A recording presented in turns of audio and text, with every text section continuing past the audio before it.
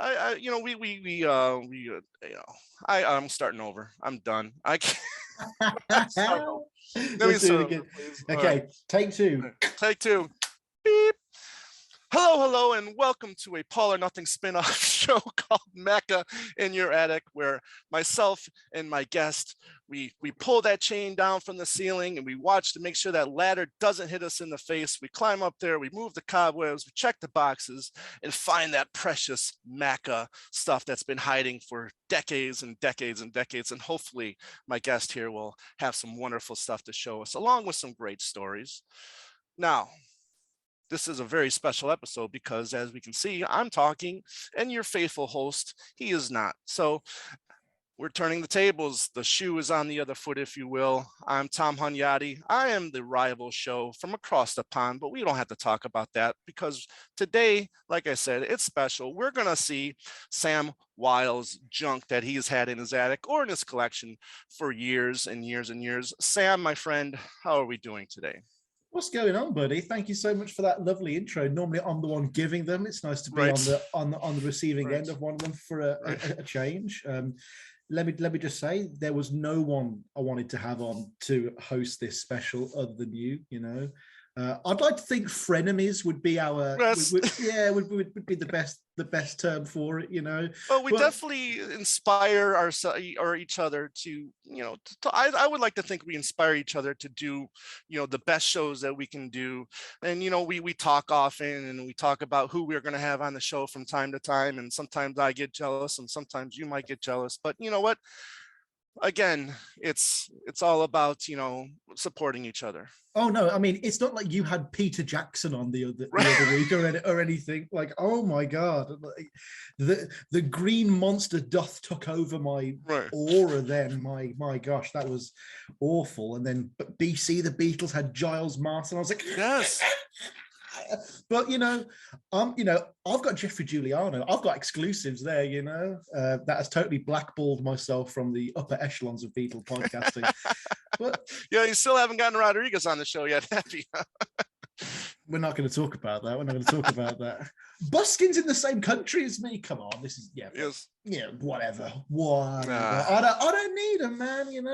Hey, you're doing well, buddy. You're doing well. We've got our own little thing going on. We've got our own little thing, and this is my side gig, and it's nice to be on the other end. I wouldn't say I've got the best collection ever, but it's one that's been rapidly expanding over the last, say, 2 years. Now that I've got a nice little bit of Patreon support, I can kind of waste money on fun little items. Well, let's start right there because you have had your way with me a few times. Hello. as in maybe kind of ribbing me for having a few items in my collection. I believe you once called me a lovable fool for owning the suitcase. Yes. Fantastic quote. That was pre-money. Now we're talking, Sam, post money. And how was having money now? What has your thoughts of collecting changed now? I touched on this a little bit during the Let It Be 50th anniversary box set episode, where I was like, back when the Sergeant Pepper one came out, I was like, they should release all of this onto streaming straight away. And now that I've got one, I'm like, they shouldn't release this on streaming at all. I should have some like exclusivity here. Right. I know for a fact that I'd be the kind of person that if the moment I got on first class on a plane, I could afford that, I would spit on the business class and people. I just would. I know I'm not a good person. I'm not going to end the cycle of abuse in any way. And I'm so grateful to have even the minute support I get every month, because it basically means whenever there's a big new bit of product out, whether it's a big book or a big album, I can just go, yeah, I'll have it, and I can review it on the show. I'm really looking forward to whatever the next archive release is going to be, because I know I will get it, whether it's Back to the Egg, London Town, or hopefully Off the Ground, because ironically, it'll be cheaper to get an archive edition box set of Off the Ground than it will be to actually buy an original pressing of the album. But perhaps. Yeah, I've got lots of fun stuff here for us to talk about later on. Yeah, but let's ask. You always like to ask these questions before your guest shows his items. But talk about discovering the Beatles and McCartney? Did you discover McCartney first, or was the Beatles first? So this will actually bring me on to one of my items later, but I Mm. was totally introduced to the Beatles with my dad. Whenever we would go abroad on holiday together, the only music access I'd have would be his old brick iPod. You know what? That's not going to be one of my items, but I just happened to have it nearby. It was Right. on this Nice. big Love it. old. Look, folks, this is. Hang on, let's get out the case. This is how big an iPod used to be. It's nearly the size of my fucking head. Look at the size of that. And he had, so back in the day, folks, when you illegally downloaded music, it would be on something called LimeWire. Everyone remembers LimeWire from back in the day. And there was no quality control on that platform whatsoever. And so there were loads of like kind of cold cuts and obscure anthology takes that I thought were the originals. So, like, for example, the jangy, twangy electric guitar version of Something by George, I thought that was just the song. And then when I finally heard the, I thought that was the inferior version. Like, to me, that original one is still there. And, none of the songs were in order. Like, in my head, She Came In Through the Bathroom Window is followed by I Feel Fine, just because that's just the order he had it, Right. And that was my first exposure.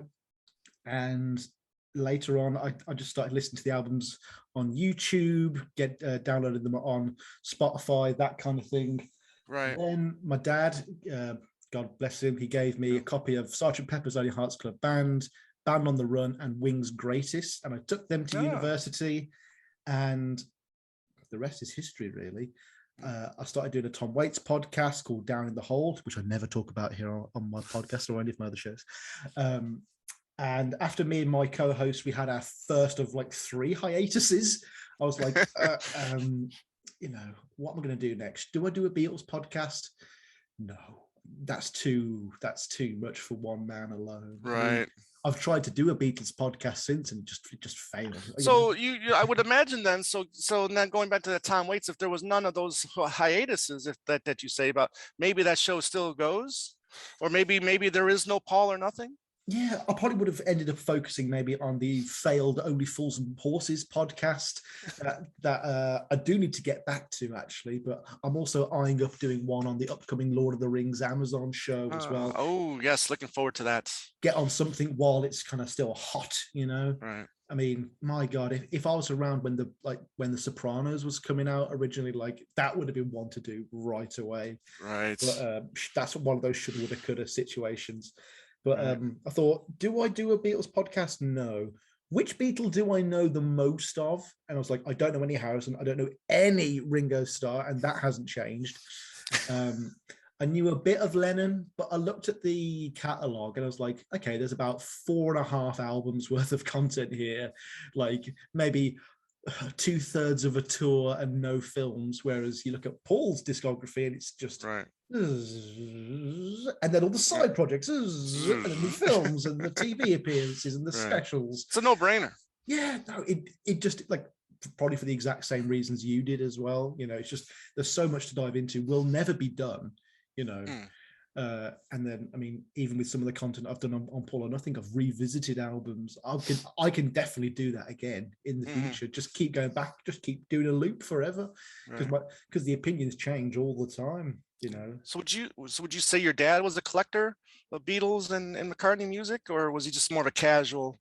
Definitely casual more fan. Casual, 100%. Okay. I mean, he had more Eurythmics than Beatles in his record collection. Wow. A lot of Status Quo, a lot of Motown, Earth, Wind and Fire, David Bowie. Nice. But in terms of Beatles, he probably knew more songs in a row off Band on the Run than he did off any individual Beatles album. That was an album that he and my mom would listen to on cassette, maybe 8-track, back in the day when they would just go driving, a bit like how Paul and Linda would get lost together. Right. And I can, if I'm playing any Band on the Run now, like, I can put on quite an obscure song like No Words or Picasso's Last Words, and my mom's like, drink to me. I'm like, yes, yes, mom, yes, love it. Excellent. What's your record store scene like where you are? Yeah, so my first record store was when I was at Wolverhampton University, and I can't remember the name of it, but it was run by people who I don't think were fans of records or music, because the prices were insane. But I also got into vinyl just before the vinyl boom resurgence. Yeah. And I moved to another one in Birmingham, which is still there, called Swordfish Records, run by a really nice couple of chaps. And I remember getting like Sergeant Pepper, the Magical Mystery Tour for like £2.50 or something like that. And which is probably about $5 over there at the time. And I was like, why is this so cheap? And he went, it's because no one likes this album. I was like, oh, how dare you? And it was the American pressing as well. It wasn't the double EP. I've still got to get that. But it had all the bonus tracks on the other side, the singles and the B-sides and stuff. And from that moment on, that was the official album for me.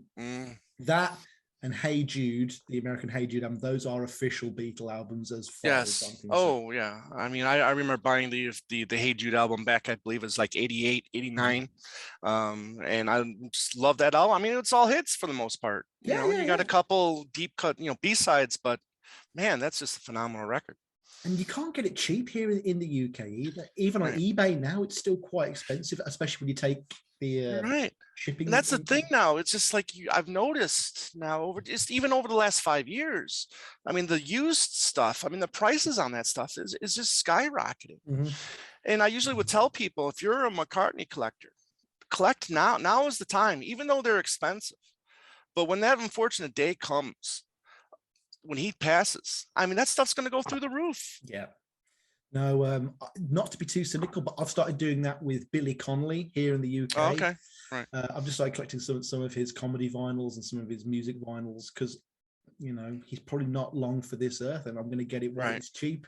You can't, not every fandom can be like Michael Jackson, where all of his stuff is dirt cheap now, because no one wants it. Only Thriller has the same kind of prestige left. Right. But like you can pick up Bad for quids now. You really can. The hardest one for me to get at the moment is Weird Al stuff, because rather like a more prestige artist, he'll do like one pressing in like 1982. No one bought it, and then it never gets reprinted again. So it's like if you want to find a copy of Alapalooza or something like that on vinyl, you're really going to have a tough time. But also here in Birmingham, we've got the country's largest HMV, which has a brilliant vinyl collection. You can get all four of the Beatles 50th anniversary box sets there. You can get loads of McCartney archive stuff. You can get loads of pressings, like colored vinyls, that kind of thing. Oh, okay. And then in Warsaw, the closest town to me, there's a little hole-in-the-wall record store where most of their stock is actually upstairs, inaccessible, and you have to ask them. And the girl who runs the kiosk, she just knows everything. It's like you're talking to Wikipedia. It's absolutely incredible. And they just have loads of stuff. None of it's cheap because it's all brand new, but okay. You want to support your local vendor. Of course. 100%. You don't want to give it all to Jeff Bezos like I did with the 50th anniversary box because it was cheaper. Right. But yeah, the real one is giving my money to Mr. Bezos 100%. Right. Amazon. I hear you. Yeah, I mean, and where else are you finding, like, you've been putting pictures on your social medias. I mean, you stopped for a while, but now you're back at it. I mean, where have you been finding most of your McCartney stuff that you've been getting lately? All the old stuff, the legacy stuff, that's all eBay. Right, and that's all eBay. Yeah. I don't bid. I'm a click and collect guy. Buy it now. That's me, because I don't have the time or the energy to like keep going back and okay, they're 10 pence above me now. I'll bid another 10 pence. It's funny you bring that up, because I sometimes have visions of when I'm bidding on something and somebody bids me up. I kind of like it's vision. Is it you? I'm like, I'm gonna show that bastard right now. You Tom, I'm gonna get that 12-inch of Wonderful Christmas time. Exactly. Yeah. No. Great. I mean, something that you definitely inspired in me is the idea that you can't just get the 7-inch single. No. You've got to get the cassette. Yes. The 12-inch. I mean, oh my God, 12 inches.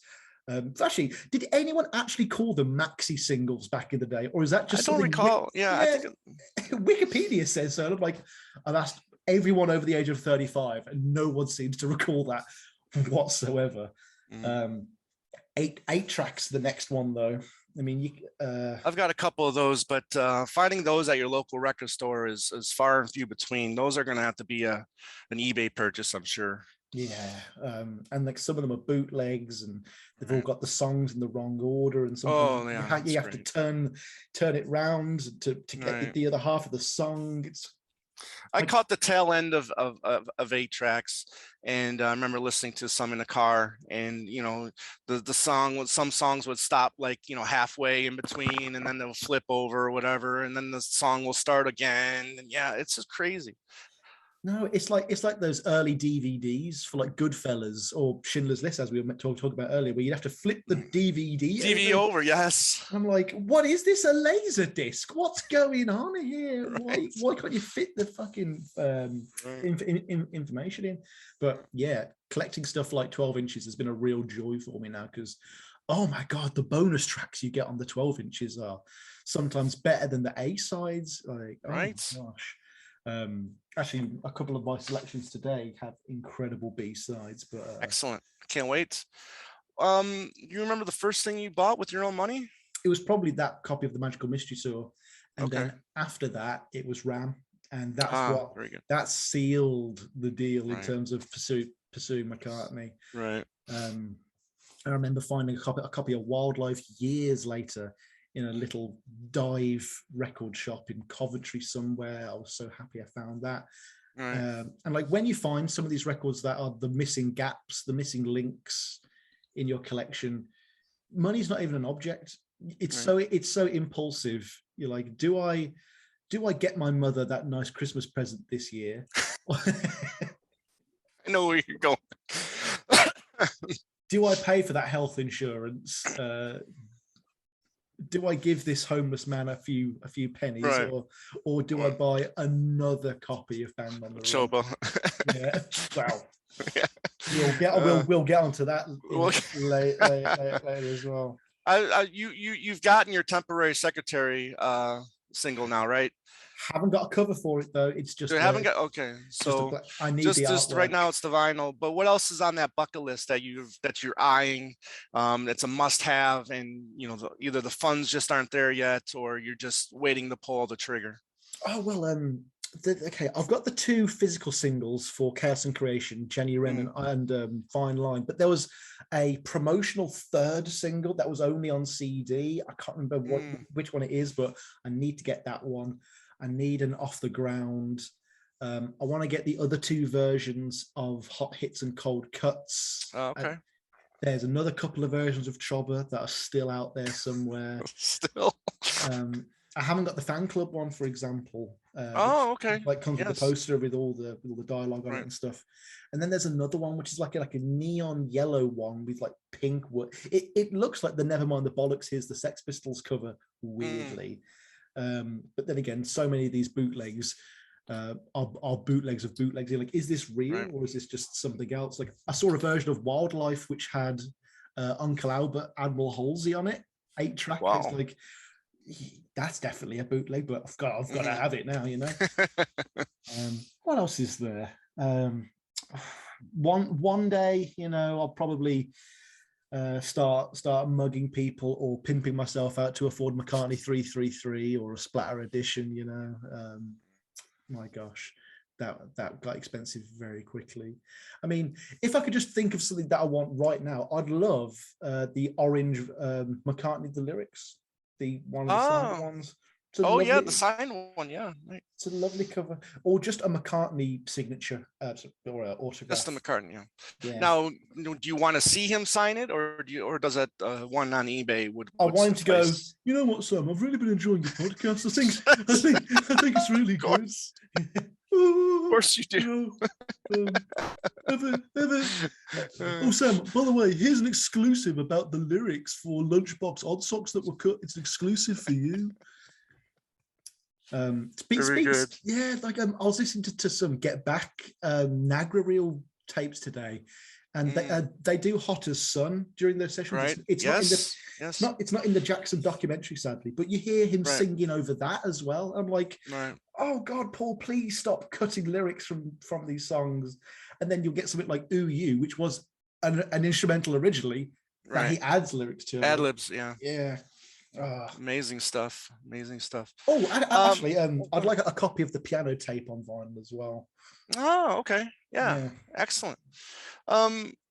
We talked a little bit about everything that's coming out. I mean, are you happy with that? Are you satisfied? I mean, do you wish it was maybe a little less? I mean, I remember, 20 years ago, we would complain about this, how nothing's coming out. And then all of a sudden now, this last, 6-7 years, we've just been getting this mad rush of archives and reissues and whatnot. And, what do you think about that? As someone who has to spend physical money in the real world and work for it. Yes, sir. Now that you're a grown adult. That's not something I'm too much of a fan of. But as a content creator for a Paul McCartney podcast, I love it. Come on. Do I have to do that next album review that I have to do because it's the chronology? Oh, no, I don't have to because Grand Dude's Green Submarines just come out and now I have to review that instead. And he's in his 80s now. He's going to be gone soon. Let's just get more product out. Why not put out hot hits and cold cuts? Why not put out the Phil Ramone sessions on a vinyl? Let's get this stuff out there, man. Let's do it. Cool. Excellent. All right. Well, let's start off with, let's start seeing some stuff. Let's check out item number 1 and then let's hear about it. Yeah, we're not going to have just 5, I think. We're probably going to have as many as you want, my friend. This is your time. Well, first, I just want to start off by proving that I do have... Oh, it's so beautiful. I love it so much. It's my baby. Yes. Hey, that's my move. Hey, get your hands off her. Yes, right. But the only reason I wanted this whole box set to begin with was this disc. Yes. He's the villain of the Get Back movie, but of the box set, Glyn Johns is the hero for me. I love this cut. It's absolutely brilliant. But that isn't the item. It's just a bit of a teaser, actually, for this vinyl. Let It Be. Ooh, yes. Excellent. This was my very first copy of Let It Be before I actually got the regular Let It Be. This is, so do you have Mojo magazine over in the States? Well, we get it. I mean, but it's an import, so we get it like a month later. Yeah. So I used to collect Mojo back when I used to pretend like I had a broad music taste, rather than just being the guy who listens to Paul McCartney and Tom Waits on constant loop. And at one point, they were just doing loads of reissue albums. They did like a Rolling Stones one, they did a Nevermind one, but those were all on CD. And then I went past not just like in a supermarket where you get the regular stuff, but a proper news agents, we call them here in the UK, where you get your magazine subscriptions from and stuff, as well as a pint of milk. And they had the vinyl, and I was like, oh my God, I need to get this. What does the backside look like? Oh wow. Yeah, and on the inside you get all the artists who appear on this. So it's a covers album. Right. And I believe it's in mono. It might be in mono or mojo. I can't. What year did that come out? This 2000. It says here October 2010. So I've had this for 11 years now at least. And honestly, it introduced me to so many artists that I loved, and then never went into any more depth with. I was like, oh man, I love this Beth Orton and the Amorphous Androgynous and Judy Collins. Never done any more effort to look at the rest of their discographies, because this for me is probably my favorite way to listen to Let It Be. Probably more so than the Glyn Johns one, than the original one, because this is just one of the best covers albums ever. I've rarely ever mentioned it, but it's just perfect. It really is. It's really diverse. It's much softer than the original album. There aren't really many heavy versions. It's kind of it's basically Three Imagine, but for Let It Be. Before Three Imagine was a thing. And yeah, I remember just picking it up one day, reading through Mojo, loving it. I mean, I'll still pick up a copy of Mojo now if it's got McCartney or the Beatles on the front, just in case Joe Wisby doesn't pick it up and he needs to borrow it one day. But yeah, that was like the start of me getting alternate albums, really, before I even realized that I was getting alternate albums. And yeah, that kind of really set me off down the road of like, okay, let's look at Beatles covers. And well, are you a fan of covers in general? Yeah. I mean, the best version of We Can Work It Out is not by the Beatles. Well, it's to be debated, but I know what you speak of, and it is an amazing cover. Absolutely. Oh, it's so good. Stevie, he's someone else who, probably more so as a tribute to my dad more than anything, he's someone who I'd love to do a podcast on as well. That would be one to do. I mean, he's amazing. We got to see him live. I think it was like 5 years ago now. We got to see him live, and he did the whole Keys in the Life, Keys in the Song of Life. I saw the same tour. I saw the same tour. Yeah. Did you? Oh, excellent. Yeah. Excellent. He was supported by Corinne Bailey Rae, Pharrell with Nerd. And then it was Stevie Wonder, and it was just me in Hyde Park in London, just 50-year-old white people as far as the eye can see. And like when Pharrell came on to do Happy, everyone was going, yeah. Hey. And then when Nerd came out and did like striptease, Mister, look at your girl, I was just like, yeah. Just everyone else just kind of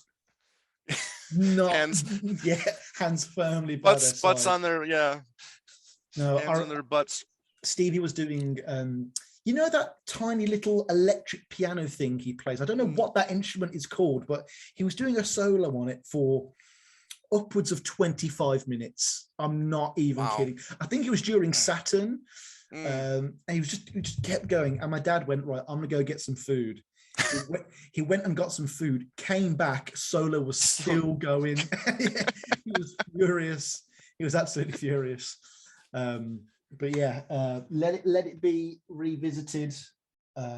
Still an album that I put on very regularly. Very cool. I think you can find it on YouTube, but it's not on streaming. It's now, is it just the regular Let It Be, or do they like Don't Let Me Down on there as well? I believe it's just the regular Let It Be. Yeah, it's Two of Us Dig a Pony Across the Universe. Yeah. Army Mine Dig It, Let It Be. However, going back to 8-track, Let It Be is split over side 1 and 2. Very much. Man, could you imagine if Deep Feeling, was on 8-track? You have to flip it over three times. Yeah. All right. Especially the 3 Imagine version as well. That'd probably be an 8-track in itself. Right. Is vinyl what you're collecting pretty much exclusively right now? Are you venturing off into like, say, promo stuff or anything like that? Well, that brings me on to the next one. So excellent. So let's just have a look at 3 starter items again. We got a nice copy of Broad Street here. Right. Got a nice copy of Flowers in the Dirt, another album that I play all the time. Right. We got a single of Hope of Deliverance, because it's the only thing from Off the Ground that anyone can afford these days, because they actually printed lots of copies of this, which is very nice. However, I've also now gone into the world of cassettes. Yes. These are the corresponding cassettes, obviously, as you can see. However, what I like about this one of Hope of Deliverance, the person who bought this, on the other side of it, they've actually so on one side you've got Hope of Deliverance, a long leather coat. He actually put the B-side back onto the A-side because there was obviously enough room. And then on side 2, there's My Brave Face and Figure of 8 that they've re-recorded over. And I'm like, oh my God. Yeah, you're not going to find that. This is on my one. No one else is going to have that. That's right. That's a Sam exclusive right there. Yeah. And this is my only copy of Flowers in the Dirt with Uwe Soleil on it. Right, because it was CD and cassette only. For some ungodly reason. Actually, I might actually have. Sorry, folks, you're going to hear the sound of a drawer opening now. So I keep all my CDs and my cassettes in my McCartney 3 Imagine box set. Hang on, I should let's just have a look at my CD collection, folks. Yes, please. We've got the Mail on Sunday version of Memory Almost Full, I think. Okay. Which is literally just a cardboard. It's just real piece of shit. The Mail on Sunday Amoeba Gig, piece of cardboard shit as well. Here we go. And I've got a CD of Flowers in the Dirt as well. I think it's the only one I've got on all formats. Found this for £1 in a bargain bin somewhere. Really enjoyed that. Wait a minute. That's Chaos and Creation. You said you really enjoyed that. You're giving away something that you shouldn't have, because we all know that you're listening to these albums in order, and so you really haven't listened to Chaos and Creation yet, have you? No, I haven't. No, Flaming Pie is the one I've been digging through at the moment. Okay. Chaos. Okay. I mean, I know Jenny Wren, I know Fine Line, and I know what's the second track? How Kind of You? How Kind of You? Yeah, that's so. And I only listened to that because my good friend Andrew Dixon said that it has a James Bond like chord sequence in it, which I totally agree with. That was a very astute observation by that man. Couple of copies of McCartney 3. One of the discs has just fallen out there. And I want to give a shout out to he's not my dog, he's my parents' dog, Chip. Okay. He's a little mongrel, and anything that comes through our letterbox, he has these needle-like teeth, and he has the jaw strength of a megalodon or Tyrannosaurus Rex or something. Yeah. And if you just look at my copy of Fernando Perdomo and Denny Sywell's Ram, you can just see these awful teeth marks on both sides. Like he's a monster. He really is. But I still love him. What else we got? We got some. Oh yeah, we also got some Blotto Beatles merch as well. You know what? Very good. You know what? Hey, actually, do it right. There you go. There we go. Do not show brand names here on Macca in your attic. We're like the BBC folks. I was in touch with Fernando recently because he did mention earlier this year when we both had a chance to talk to him that Ram On was going to be coming out on vinyl too. I reached out to him a couple months ago and he said, yeah, that's still the plan, but still no word. Yeah. Well, he was probably too busy being invited to the LA premiere of Get Back. Of course, yes. Lucky git. Oh, speaking of plugging other podcasts, I just want to show off my Another Kind of Mind shirt as well. Phoebe sent me that for appearing on 2 episodes that are coming out in December. Looking forward to that. Yeah. Well, this episode will come out in December, so they'll actually probably have come out by the time this comes out. But you know what I mean, folks. Yeah, you know what I mean. Right.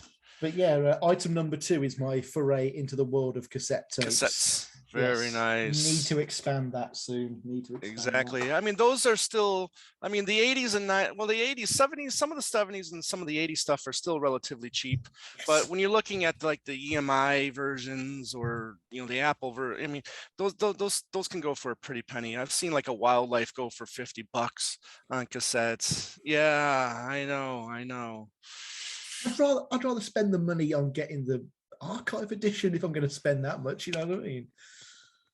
Yeah, but it's just like, I mean, do you feel like you're becoming a completist, or do you feel like you are a completist? No, I feel myself becoming more and more neurodivergent, shall we say, as this goes along. I do feel myself having a compulsion to fill in a lot of these gaps.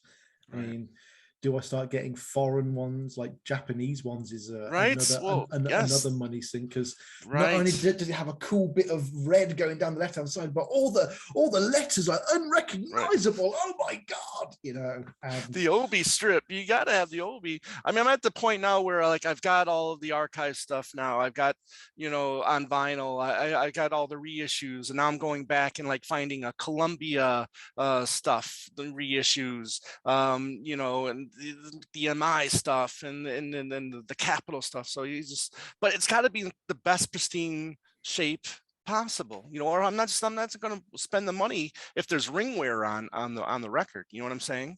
So I mean, I just find it, for me, it has to be in the best shape as possible. So that's going to bring me on to my third point, actually. Okay. I've only had this happen to me once, but a fan who loves the show, he didn't want to join Patreon because that's not his thing. So he sent me a bunch of vinyl.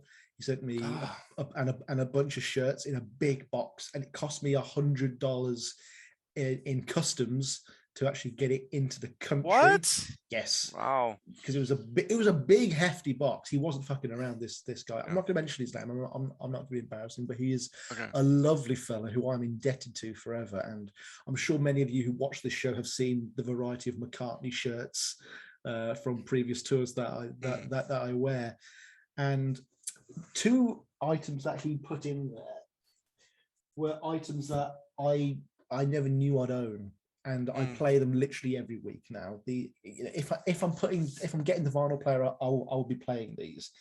The first of which is a copy of Holidays, yes, by Denny Laine. Beautiful. Right. It's literally the best Wings album that you don't know is a Wings album. Right. It's so over good. McGear. Yeah, I like it more than McGear. Yeah, wow, 100%. See, and I've heard you talk about that record a lot. I love it. It's this, Lennon's Rock and Roll, and Snarver VCCR, which are just I love great musicians doing naff 50s and 40s rock and roll covers. I think it's just really fun. There's just such a carefree, youthful energy to it. And as someone who is really poor at sticking to a regime of learning to play the guitar properly, just going, it's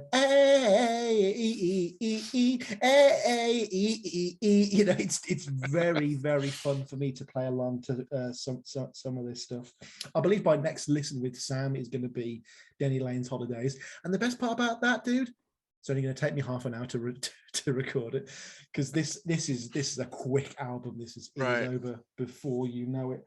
But the other item he gave me was my very first bootleg. Okay. Which was yes, there you go. Right. Now, this is the version with A Love for You, My Carnival, Waterspout, Mama's Little Girl, Night Out, Robbers Ball on side 1, and then on side 2 you got Cage, Did We Meet Somewhere Before, Hey Diddle, Tragedy, Best Friend, Same Time Next Year. Now, there are a couple of songs on a couple of other versions of this that aren't on here. I need to get them, but my God, this was the very first time I heard the Hot Hits Cold Cuts version of My Carnival, like when he goes ma ma ma ma ma ma ma ma, like towards the end. It's got the superior version of Night Out with the extra lyrics. Right. Because I don't walk in on a big night out. Like, why was that not even just included as a laugh on the Red Speedway box set? I mean, like, a lot of these tracks should be, there's annoying free to download tracks on McCartney's website. Like, this should be up there 100%. It's got a superior version of Hey Diddle. It's always nice to have Waterspout on vinyl, especially since it's not on all the best. But this album is when I discovered that eBay doesn't sell bootlegs. Really? Because they're illegal. They're illegal pressings. They are counterfeit. So you can't get Comeback on it. You can't get any of those. You can't get the Beatles' White Power. Probably power. Yes.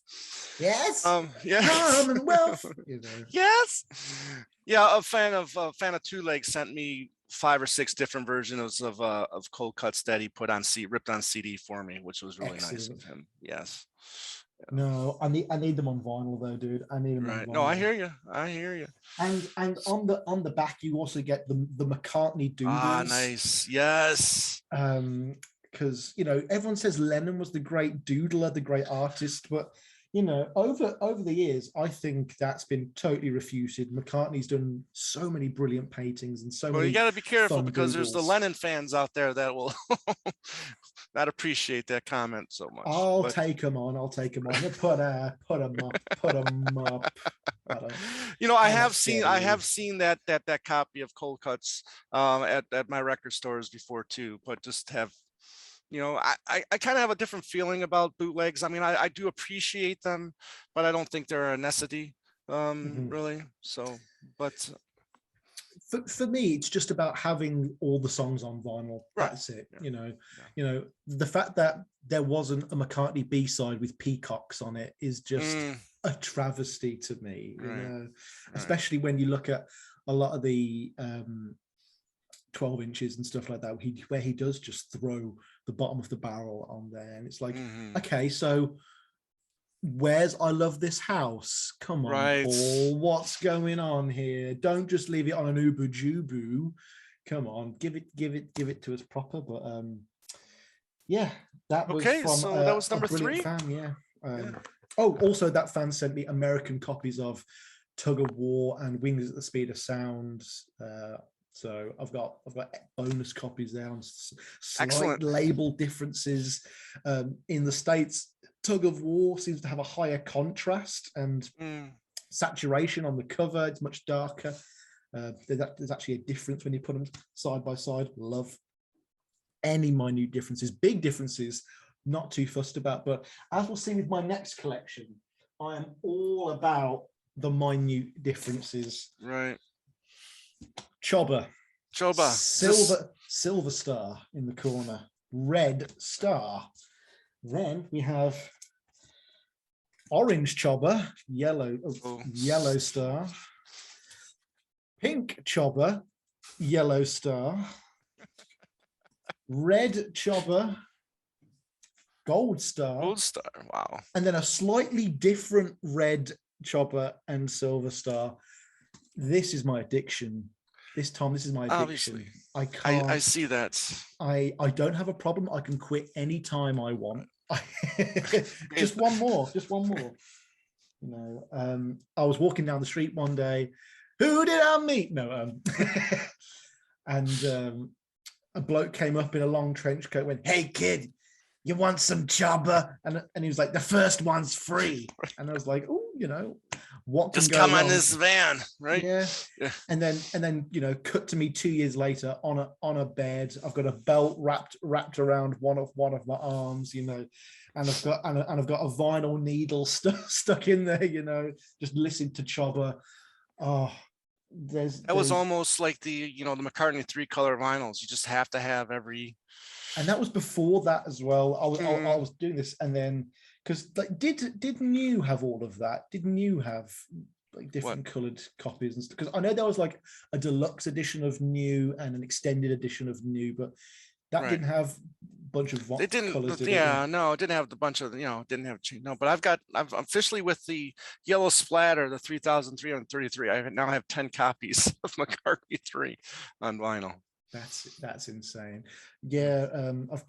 For Christmas, the year it came out, my mom got me the black one, my sister got me the blue one, and they made me swear that I wouldn't play the blue one ever, and that it would stay sealed. And the moment they both left the house, blue one straight on there. But the blue is so beautiful, man. Yeah. The colors, they just knocked it out of the park with the colors. Yeah. I still need to pick up a black copy of 3 Imagine, because I've only got the gold one at the moment, the HMV exclusive. But thank God for HMV. They are more than happy to give McCartney a unique version. Gotcha. Oh, I'd love a Spotify one as well. That Coke bottle green with McCartney. Yeah. Like when you talk to normal people about this stuff, they think you're a psychopath. Like it's just a different colored vinyl. It's a different colored vinyl. Right. It's like the episode of The Simpsons with Malibu Stacy, the doll, and Lisa tries to get a more feminist-oriented doll, and all the girls are about to buy it. But then the Malibu Stacy salesman, they put a new hat on her, and they would go, "But she's got a new hat!" And like, they all have to buy it. And I totally understand that now, especially now I've got a little more disposable income, shall we well say. Meanwhile, I mean, those people that look at you like you're a freak or something, they probably have some kind of collection at home as well. They probably have a bunch of 50 trinkets in some kind of curio cabinet, that they it's like you get it a lot with sports fans where they're like, "Oh God, you know too much about the Beatles and all these songs." I'm like, yeah, but the stats for hundreds of football players or soccer players, as we call them across the pond. And it's the exact same nerdy some would say male inclination to just collect facts and compare what facts, like, oh, well, did you know that there was a McCartney song called blah, blah, blah, blah, blah, and he was on this release, blah, blah, blah, and in this country, there was a slight different remix where the bass was slightly higher up, I love that stuff. I love collecting facts. But right, let's go. What was that? Was that the Choba? Official... Choba. I've got 5 copies. I love them all. I stroke them daily. They are the pride and joy of my collection. But they were not the first expensive Beatle-related thing I ever owned. That went to Beatles Rock Band. Okay. And I can't find any evidence that I have it, unfortunately. Actually, I might know where the fake drum skin is, and I might run and grab it at the end of this episode. Cool. Please do. A Patreon exclusive, who knows? But another thing my parents bought for me at a very young age was... Oh, the Lego sets. Yes. This is arguably the greatest Lego set ever released. Have I got anyone hidden away inside? No, this is like almost 5 years ago now, wasn't it? Yeah. This release. Oh my god! And what a release it was! Like, no one expected this to come out. None of us deserved it, quite frankly. Oh, for some reason, I've got the body and head of Luke Skywalker in here as well. He's been decapitated by the Nowhere Man. Going through too many holes. Yeah, I've got a black hole in my pocket. Yeah. Oh, hang on. Oh my God, Paul McCartney himself is not here. That is, one moment. I think I might know where he is. Okay.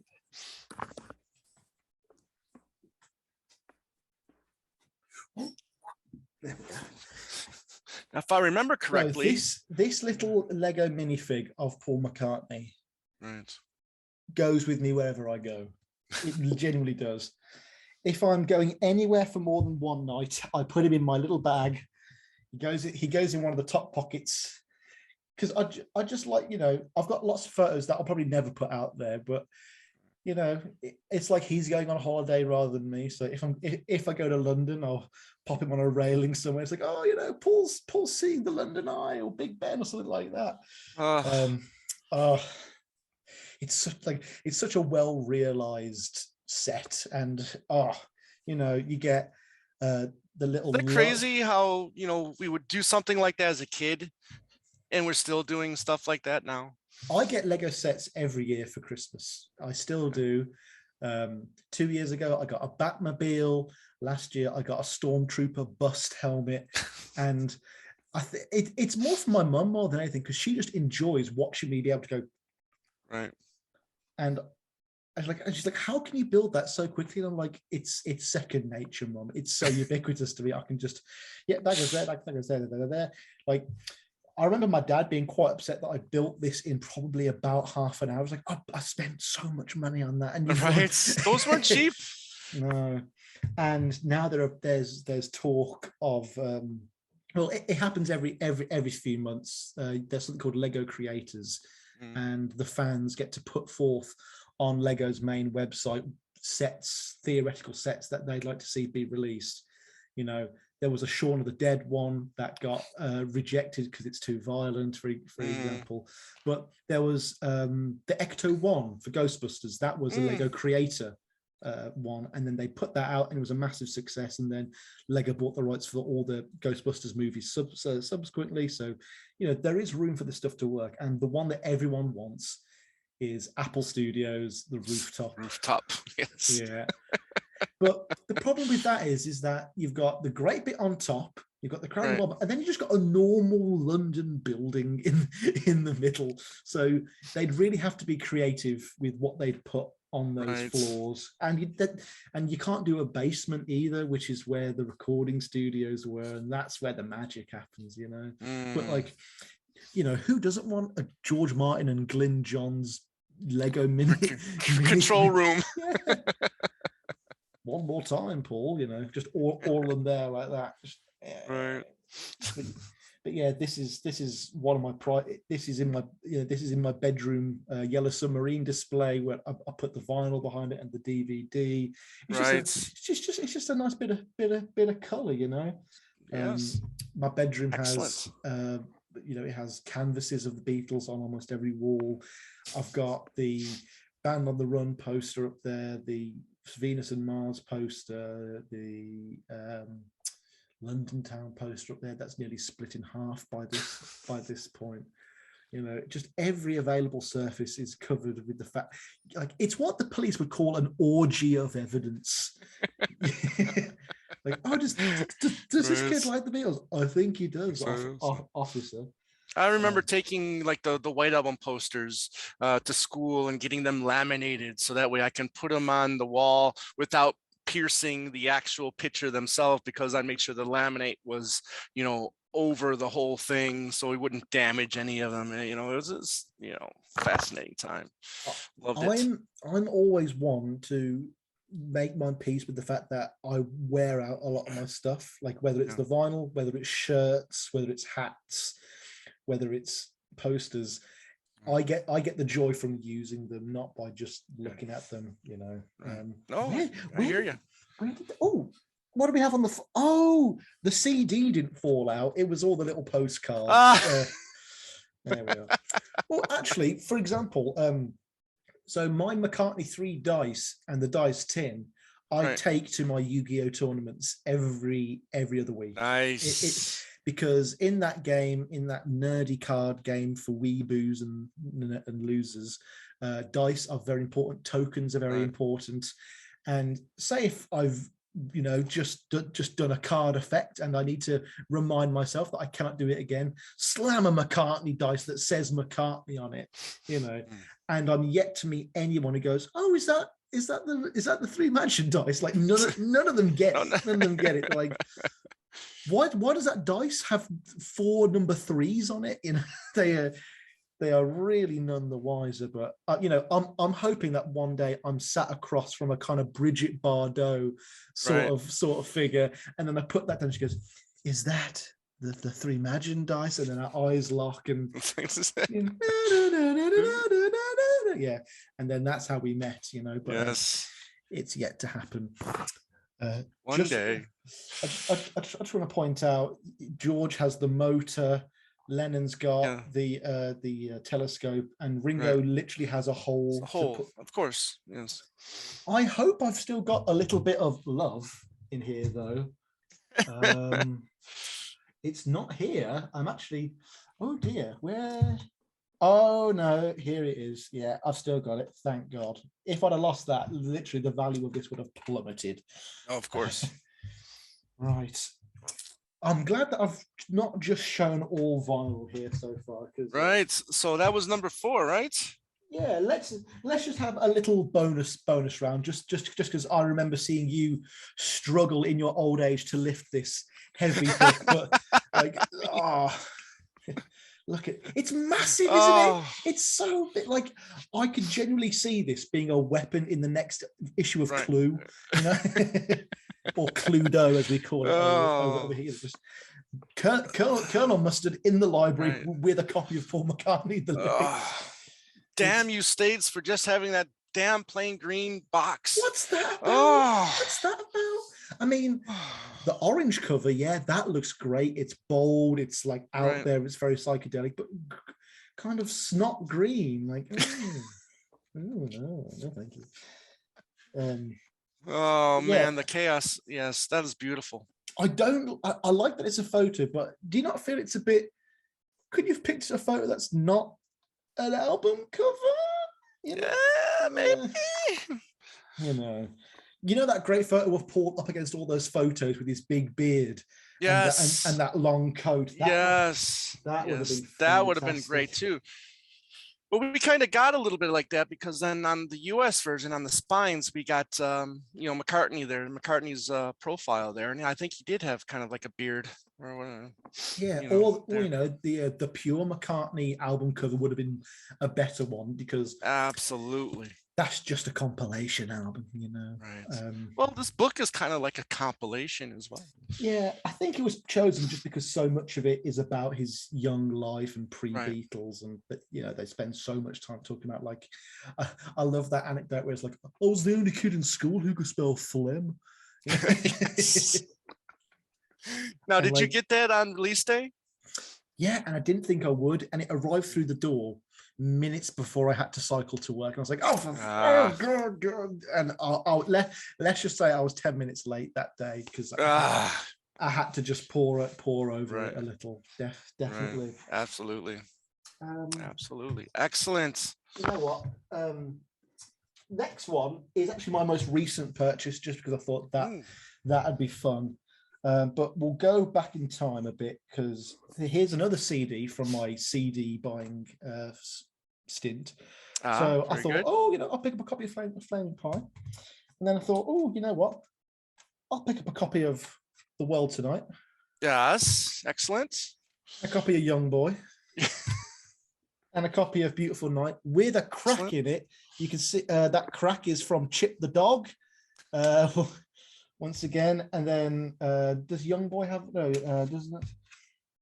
Oh, and then on the back of The World Tonight, you can see a crack as well from Chip the Dog as well. The real MVP of this story.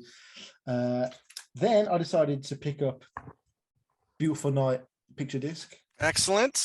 The World Tonight picture disc. Perfect. And the Young Boy picture disc. Oh man.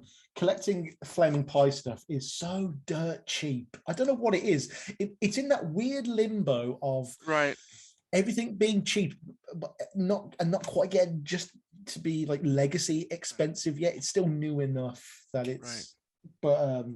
But now you do know that there's two versions of the CD singles, right? I haven't been able to pick them up, but I know that they've got the other versions of Ubu Jubu. Right? Yes. Like, I've got to pick them up, folks. And you know what? If I ever do another one of these where I'm the guest again, I will have them. My latest purchase is the archive edition 2 vinyl set. Because I looked at the bonus tracks for the 3 vinyl set and I was like, I don't want any of those bonus tracks at all. Because it wasn't the Uber Jubu bonus tracks. No.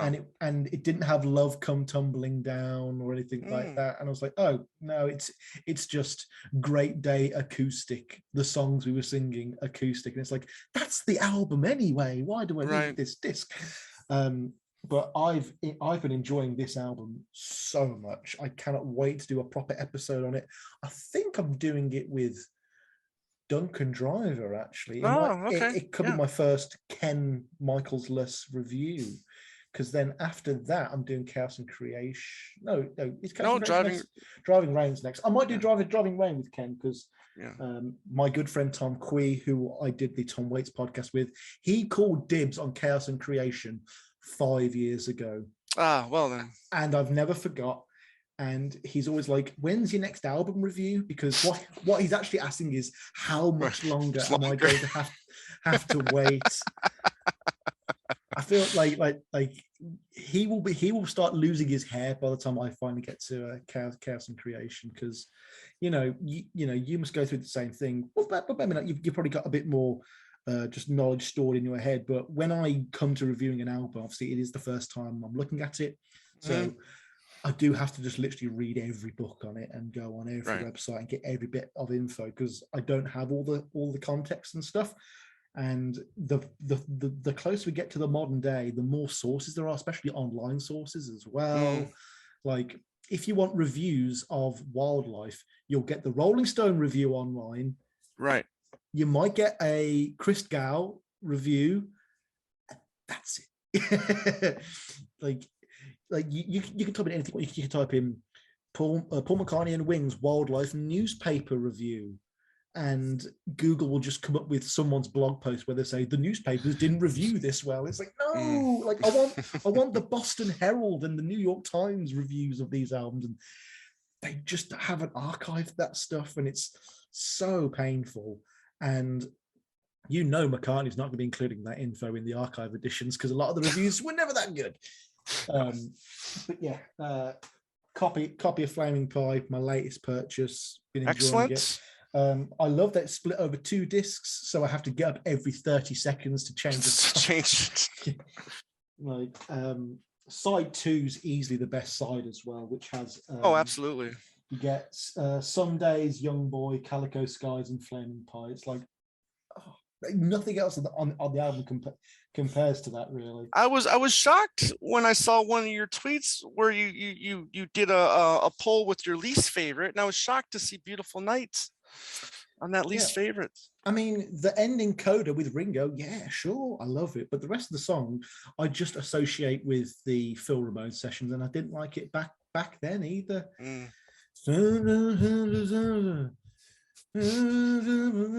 Like, to me, it just sounds like the kind of Once Upon a Long Ago dross of the late 80s. That's just not my style. You know, I've only just about reckoned with like Only Love Remains and that kind of thing. You know, I still don't particularly like Come On People. Right. You know, it's all that same kind of vein. No More Lonely Nights was probably the beginning of it. Just these big kind of beige, wet, middle of the road ballads that just don't do anything for me at all. Is there a method to your madness when it comes to collecting? Are you kind of a little organized, or are you just scrolling to see what you can buy right at the moment? It's literally that. Yeah, I'll just be going through eBay and I'm like, ooh, what's this? I'll just I think I'll grab that. I mean, this next item was a real impulse buy. I know you've got much more of these than me, but no one's had it as an item on the show yet, so I want to get in there first. The Paul McCartney Royal Mail stamps. You're gonna make me go get Mike. Hold on, folks. In my social circle, I got so much flack for buying these. Oh no, Tom's got so many more, isn't it? Let's see what you got. What was that? So, I think the ladders in my back garden fell over. Hopefully no one's stuck on the roof now. No one's trying to come through the bathroom window. Yeah, literally. That goes up to the bathroom window. But then again, it's so small that only Keira Knightley would be able to fit through it. So. Well, let's see what you got. Yeah, just this little one, and then so now, folks, I talked about this on the podcast when I did it on the day. It says 6 times 1, 6. Okay. You get 2 Paul McCartney stamps in these books, folks. It's the biggest rip-off ever. You get 4 normal postage stamps. I was so horrified, but then you get this book, and you just get. It's pretty nice, you just get the stamps. For example, just great McCartney taken by Linda images. And as I was saying while you were getting your book, my friends ripped me a new one when they found out I'd spent money on this. They're like, Sam, we love you. We get that you're a Paul McCartney guy, but like, pick your battles. I did do the that looks way cooler. That's so much cooler. Yeah, the album covers and whatnot on there, but I did go overboard too. I have a bunch more stuff with these damn stamps, but like the original idea was, because I thought I was going to get 2 lots of 6, and that'd be 12 stamps, and I had 12 Patreon patrons at the time, and the original plan was to send 12 postcards out. And then when I realized I only had 4, I was like, oh, I can't just pick 4. That's right. I'm going to lose subscribers that one. But can't play favors. That's just a little one. I also can't not give a shout out to the hat, to the McCartney 3 Make Macca Great Again hat. Yes, the right wing hat. Yeah, like guys, I got this at the height of Trumpism, and it was the worst time for Paul to release a red hat. Like, oh, I love this hat so much. It's gone through many adventures with me, but now that I've got this golfing hat, which is much better made. I mean, like, if you look on the inside here, that's just sweat. That's just sweat. That dark patch there. And I don't want to do any more damage. Wearing it while you're cycling, are you?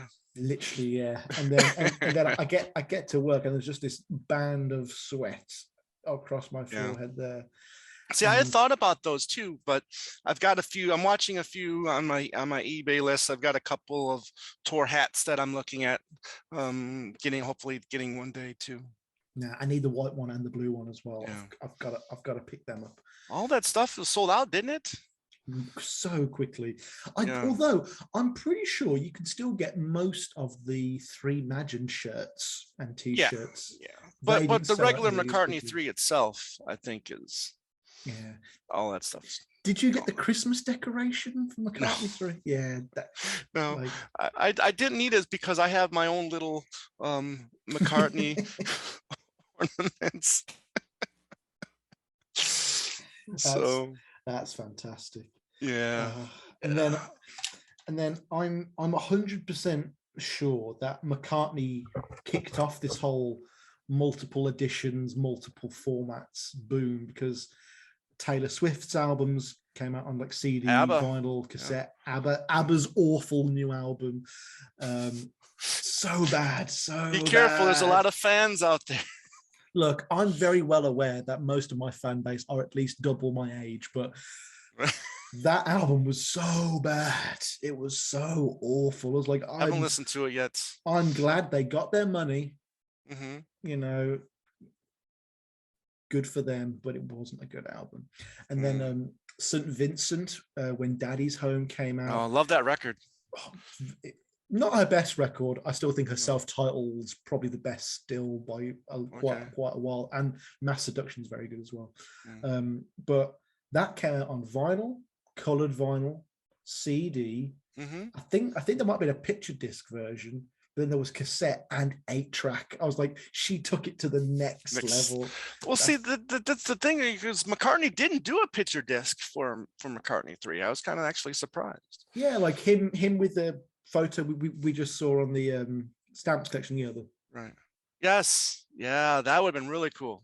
That would be very cool. That would have been a really cool picture disc.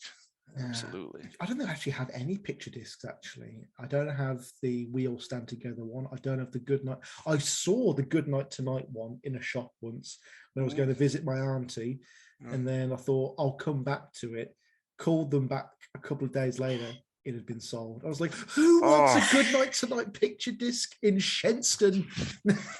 No one. What? Who bought that? Like someone within 3 miles of me has that. Right. I feel like a ring wraith in Lord of the Rings. I could feel its presence, but I don't know quite where it is. In February, I was at my main record store, and they had the Columbia Half-Speed Master, Band on the Run from, I think, like 81 or 82. And I'm like, right, I'm coming back in April to pick this up for my birthday. And on a week before my birthday, I just happened to pop in there, and this fucker's gone. No, in that little hole in the wall record shop I mentioned earlier, because I was without a mobile phone for about a month, just because I couldn't be bothered to buy a new one, and I had my dad's old iPod with tens of thousands of songs on it, you know, and rather interestingly, it had podcasts that I'd put on there about 4 years ago. I was like, oh, I remember Fab Four Free for All. Like I was like, I haven't listened to these guys in ages, and I enjoyed it so much. There was like really early Paul or Nothing and Two Legs on there as well. I was like, this is really, really nostalgic. But I got a new phone, and you know when you have to buy something expensive, and it just drains you, and to kind of counteract it, you don't save money, but you buy something else expensive that you want, and it makes it the day, you know, less painful. And I picked up a copy of Kanye West, My Dark Beautiful Twisted Fantasy, which doesn't exist on the internet at all. I know 98% of the people watching this will be like, who by who? Who by the who in the what now? It was the style at the time. And in that shop, there was the Abbey Road 50th anniversary and the White Album 50th anniversary. And I went, excuse me, what's the least popular section here? She went, just over there. And I took them, and I pulled some vinyls forward, put them at the back, pushed them down. I went, I'll see you in a few months, darling. Yes. Yeah. She was like, the gall of this young man, the gall. I was like, look, I don't know if you know who I am, Right. but I'm a pretty big deal to about 500 people, you know. There's about 400 people all across America who, think I'm a pretty big cheese. So I wouldn't sell them if I were you, madam. Do you know who Lawrence Juba is? I've spoken to him. I once saw Paul McCartney from over 500 feet away. I'm a big cheese. But yeah, going to be picking them up shortly. Very cool. Final item is something. Yes. Final item is something a little bit nostalgic for me. Okay. I mentioned these at the very start of the episode, but as a tribute to my late father, again, who I never talk about on the podcast. Original copies of Sergeant Pepper's. Beautiful, beautiful, beautiful. Both in heavy duty plastic as well, not that kind of like cheap. It came in that. These sleeves were bought specifically to house these, and on the front here, you should be able to make out. You see that little bit of writing on the top there? Yeah, a little bit. Yes. In between two of the characters' heads, it says Carol. Now, there's no one in my family called Carol, but my dad's neighbor back in 1967 was called Carol. He stole this from her. Now, he didn't borrow it and didn't take it back. He went round to her house purposely. He breaking and entering into a private property.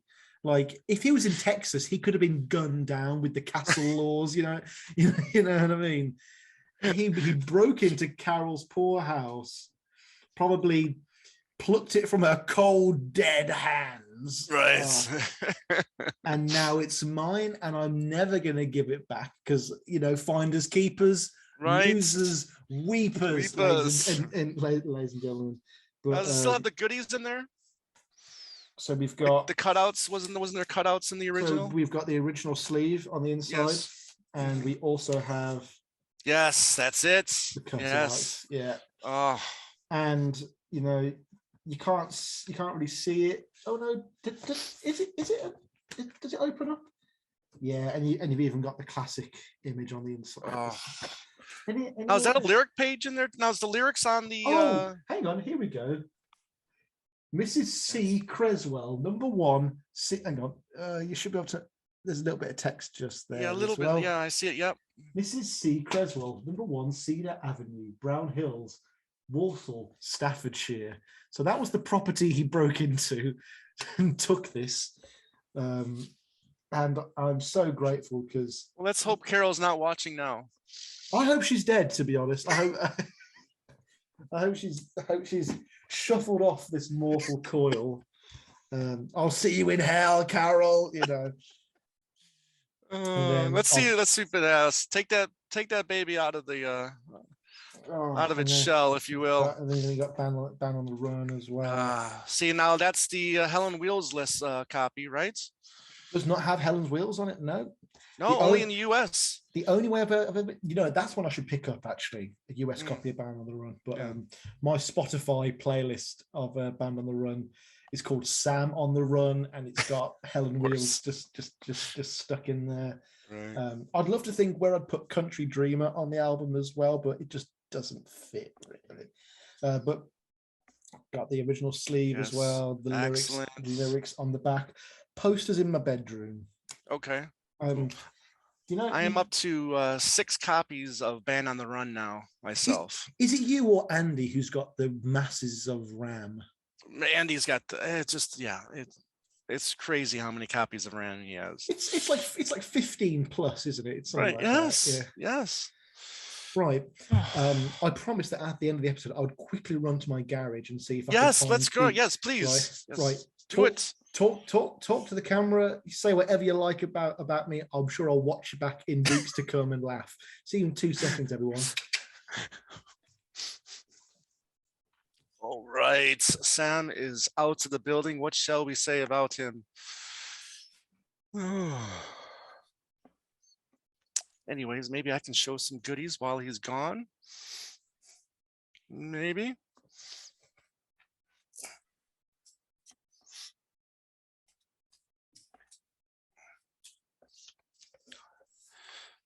few things that it's been picked up. These are from 1964. These are original copies from NEMS. Here's Paul.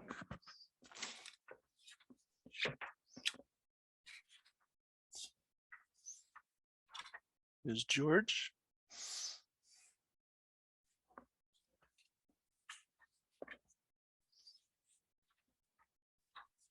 Here's Ringo.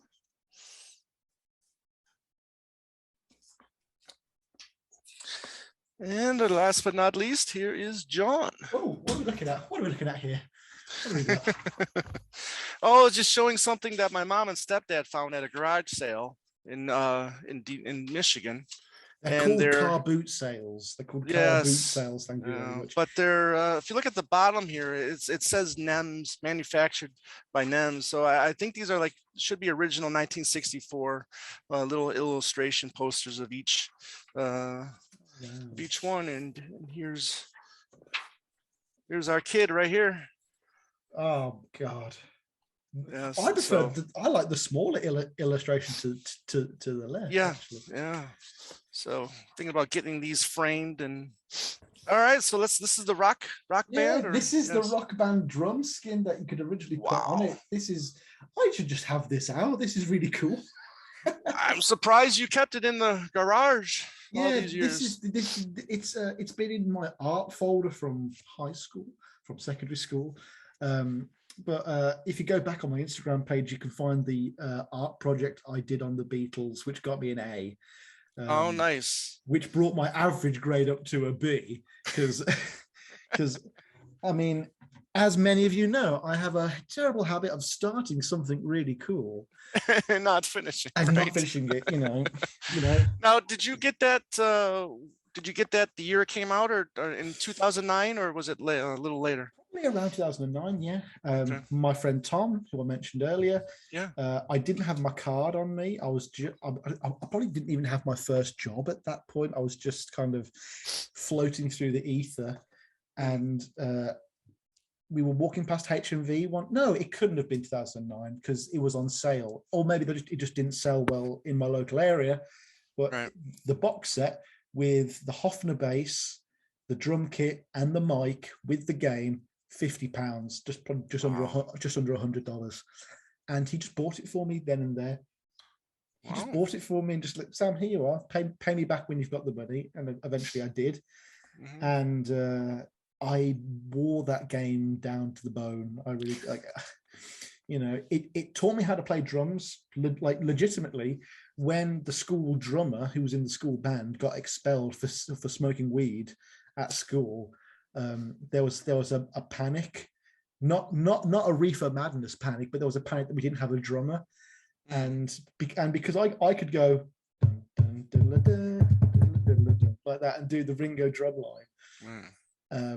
I was invited to be in the school band, and I got to play with them three or four times, and that's when I started playing music for myself, purely because of Rock Band. That's when I found my love for Octopus's Garden. Oh, nice. The first time I heard songs like I Want You, She's So Heavy, or I Want to Be Your Man, all the I songs.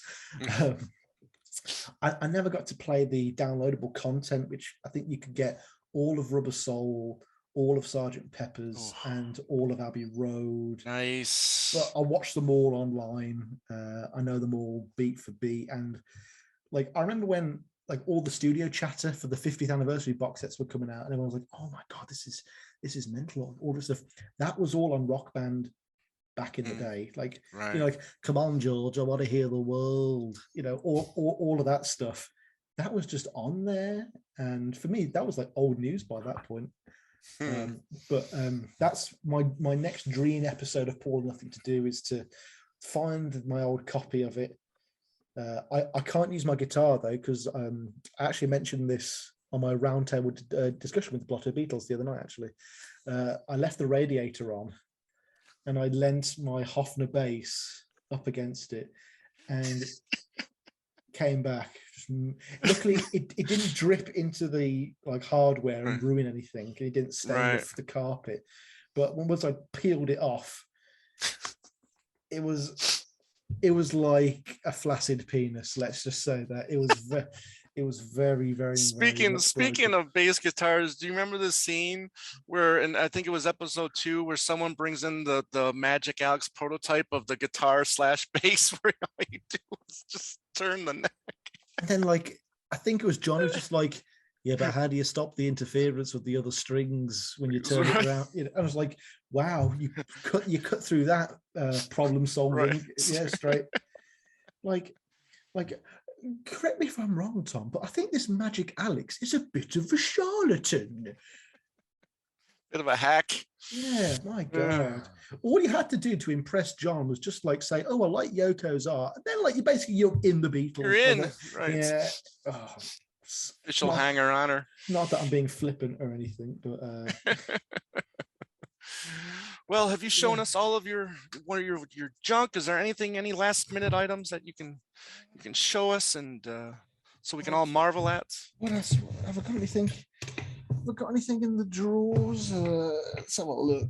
Let's just look at that. No, that's all.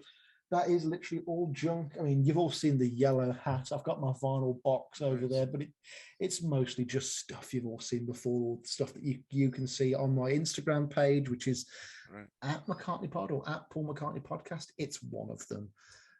But yeah, those are my 5+ items, Tom. Excellent. Well, thank you, Sam, for allowing me to do this. This was a wonderful, wonderful opportunity to get to hang with you again. And believe me, we've talked about getting you back on 2 legs very soon as well, because it's always a joy to just to be able to hang out with you and just, shoot the shit, if you will. No, dude, the pleasure is all mine. And I do mean what I say earlier. You were the only person I had in mind for this, because as much as I like to pretend like we are enemies to drum up publicity for episodes and stuff, we are friends at the end of the day. And I'm so glad I've been able to meet you through podcasting and stuff, despite the fact that you are on the other side of the planet. Yes. But yeah, this has been a blast. Okay, excellent. Well, thank you everybody out there for watching this special edition of Macca in Your Attic, where we got to see all of Sam Weil's wonderful junk and to hear some wonderful stories.